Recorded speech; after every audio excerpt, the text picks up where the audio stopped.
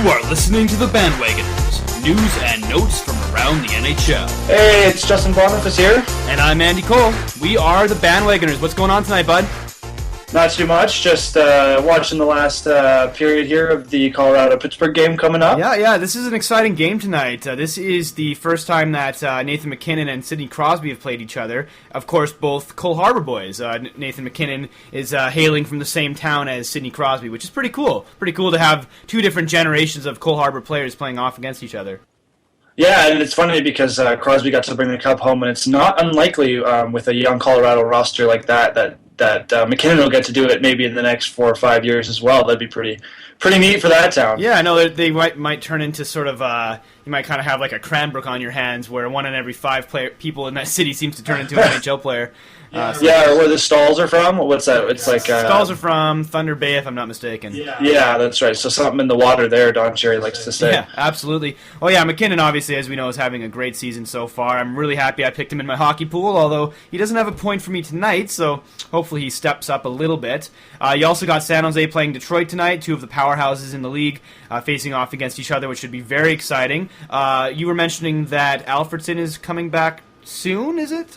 Yeah, this week I'm thinking it looks like Anaheim is going on their little Eastern swing. So they have Toronto on Tuesday, and I think Ottawa on either Wednesday or Thursday, and then I think they finish up in Montreal on the weekend. So Detroit is doing their Eastern swing. Their Eastern road trip. I was saying, did Alfredsson get traded to Anaheim, and I wasn't aware of it? No, I was looking at the Ducks because they're both. I'm looking at the Eastern schedule. They're all hosting teams this weekend, of course. Anaheim and Detroit used to be in the same conference, so I'm thinking, they're both doing their road trip together, but obviously in different conferences now. In any case, both of those teams are visiting Ottawa this week, Detroit as well, so Alfredsson going to get another nice return there from the fan base there. You know, it'll be respectful just like it is in every Canadian game. Do you think it will be, There'll be bitterness, but... Do you think it will be? I mean, do you think Ottawa fans will respect him? I have a funny feeling he might get some boos, because I know a lot of Ottawa fans were not happy with how he left. Yeah, I agree, but I think that the boos will be drowned out by cheers. Matt Sundin left on a nicer note than that, but he got an excellent reception going back the season he was in Vancouver. So Matt Sundin was in Vancouver? I don't think that ever happened. I think you're lying to me right now. I'm pretty sure that was a figment of all of our imaginations. Yeah, just a brief figment, but it happened, unfortunately, and the reception was nice. I think after that many years of service to an organization, there's ultimately just like, we understand you're going for a Stanley Cup at the end of your career, and I would hope that Ottawa would be classy about it. Yeah, no, I mean... I hope they will be as well. Part of me is wondering if maybe there will be a few jeers, but I would like to think, based on all that Alfredsson's done for Ottawa over his entire career, I mean, he's been the face of the franchise, he's been a community leader. I would like to think that overall you'll have more good than bad in the crowd, more people will be cheering him than booing him. And that should be quite the experience. I look forward to watching that game. You also got Calgary and LA playing tonight. Calgary's still... plugging away. They're doing very well right now. Where do we have them in the standings? They are... Calgary? They're 11th. Oh, no, they've fallen. Yeah, they've fallen since our last show. They're now 3-2-2. It's hard to say fallen, really, at this stage. I mean, if you have 5... Well, they only have... where are we here? Yeah, sorry. If you have like 8 points or more, you're actually doing pretty good as far as keeping up with the pack is concerned. Yeah. I can't believe... just some of the teams that are up here, like Colorado still with 14 points. Like, that's crazy. Calgary is doing decent for their roster. We all said blow it up and rebuild. I mean, I can't count how many times you and I said that last year. Yeah. So for a rebuild team to still be competitive, 3-2-2, that's pretty impressive. But I think they're going to fall, and LA, I would predict them to win tonight. So Yeah. I mean, you're right. I mean, Calgary, not technically in a playoff spot at the moment.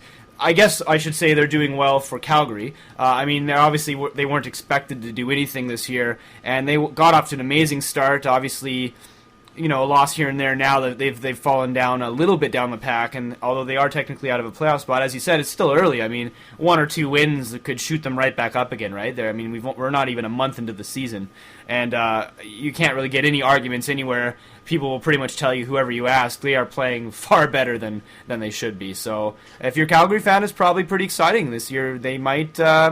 we talked about it before where it probably wouldn't happen. We talked last show how they probably wouldn't make the playoffs, but you never know. There's still an outside chance they might squeak into that 8th spot. I mean, it's not out of the realm of possibility for that team. All I know is it's looking pretty sad for Canada in the West right now.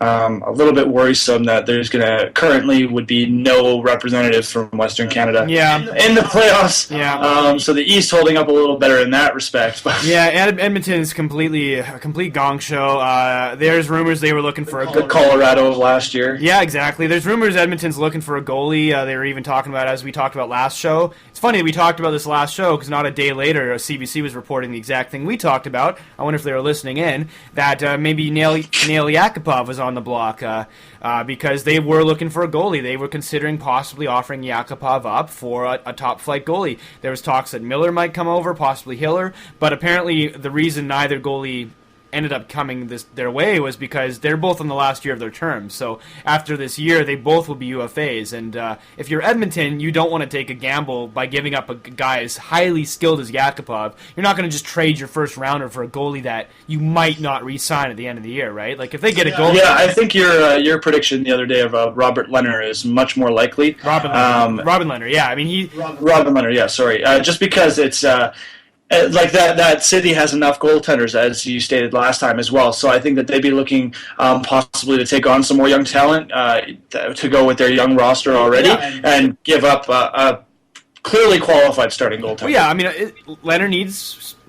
or I should say Ottawa could use some more scoring, and obviously Edmonton needs a goalie. And I mean, if you're going to trade a guy like Yakupov, who could potentially be a 40-goal scorer, you're not going to trade him for anything less than a top-flight goalie. And Leonard is probably the best backup in the league right now.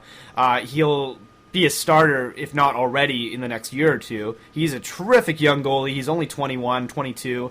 He's going to have a great career. So, I mean, if they were to get rid of Leonard, and I think Ottawa would do it reluctantly because they know how incredible he's going to be, it would only be for a guy like Yakupov. So I think that's a really fair trade for both teams. Both teams are getting, without a guarantee, potential superstars. So I think that's a really fair trade. Obviously, we're looking way ahead of it. It's only 1 month into the season, but Edmonton has to do something. They need a goalie. They don't got one right now. However, Dubnyk's been playing a little bit better in the last couple of games. So, Edmonton might, sort of be like, okay, well, maybe Dubnyk's kind of found his game. Maybe we can rely on him a little bit more.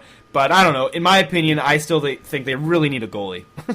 Well, when you have a roster like this and you have now Taylor Hall out for injury and you're 4 games under 500, it's time for something to change. And if Devan Dubnyk isn't the problem, the only other thing I can come up with is their defensive game altogether. Yeah. Justin Schultz is the only player who I can see coming in, to show up night in and night out. So that's the only other thing, really, and I can't see a lot of teams wanting to give up an excellent defenseman for Yakupov as likely as Leonard would go from Ottawa. So, it's going to be interesting to see it happen, but I would be surprised if they waited too long. It's got to happen now if you want to make a run, because this team is so young, and they've been saying, "Oh, next year will be the year. Next year will be the year." Well, time's running out. Yeah. These guys are getting 24.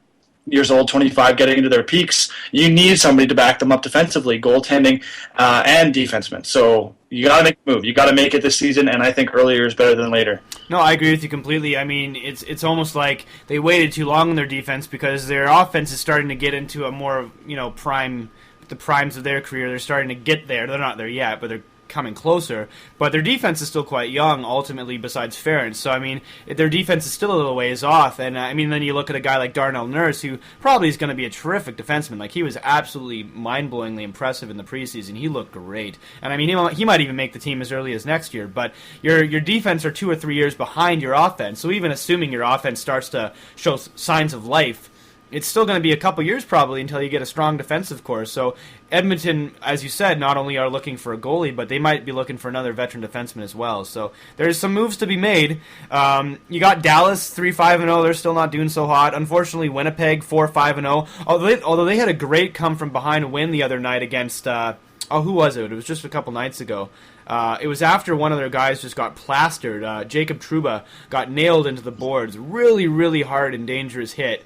And, I should say it wasn't a hit. It wasn't an illegal hit. He tripped over a guy's leg and he went flying into the board. So I shouldn't say that it was a hit like many of these other crazy hits we've been seeing lately, although he was one of 3 players to leave on a stretcher last week. And this seems to be an epidemic that is going around, is sweeping the NHL right now. We've had more major injuries this month than any month in recent NHL history, any month that I can remember. And we're talking about we're in the prime of the concussion era, and guys are still getting nailed left, right, and center. I mean, what do you attribute that to? Is it just guys are too fast, they're too strong, they're disrespectful? Like, what do you think it is?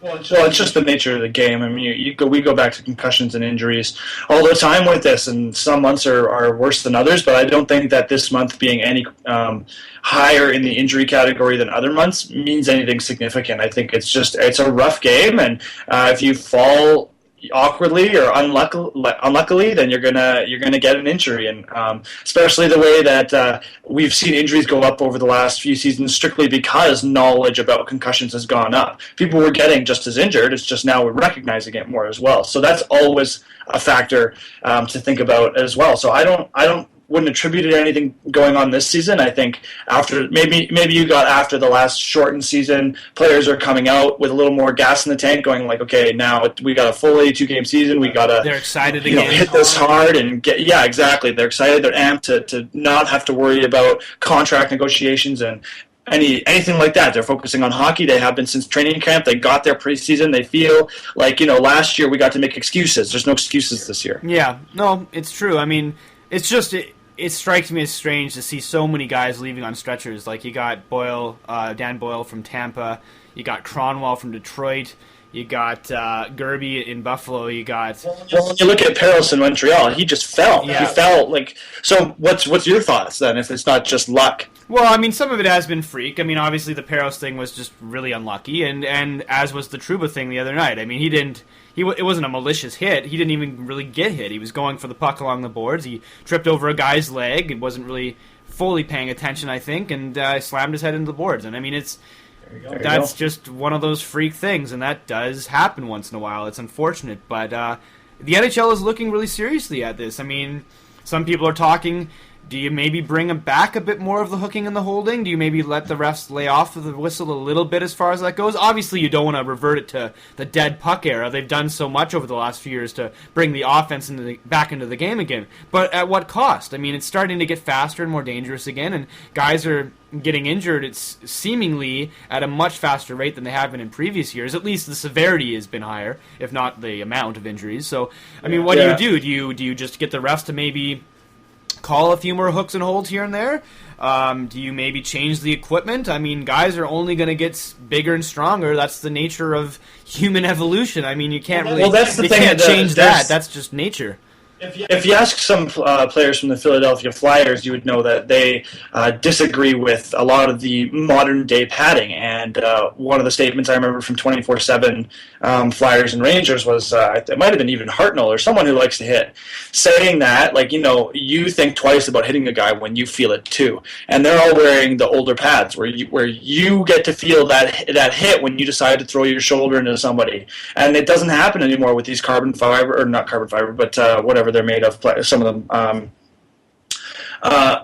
That stuff is designed to protect your bones against anything, like the boards, the glass. So when you throw that into another player, that's what's injuring players as well, I think. So that's been going on for several years, so that the equipment is getting better to protect yourselves, but I think there's less banging and bruising going on, and the severity is going up because of how powerful the outside of that equipment is. Yeah, no, I agree completely.